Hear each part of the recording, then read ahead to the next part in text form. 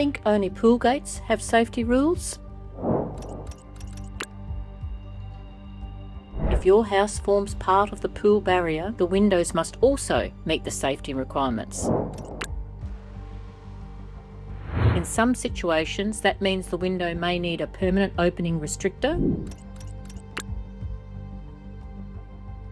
or a fixed security screen to help prevent young children from accessing the pool area. If you're planning to replace a window, its hardware or a screen near your pool, it's worth checking first whether this window forms part of the pool barrier and what requirements apply.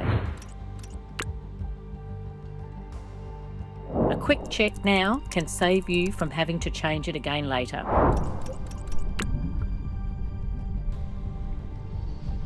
Because pool safety isn't just about the gates, it can include the windows too.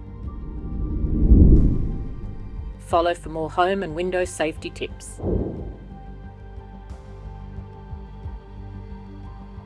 Subscribe to stay connected.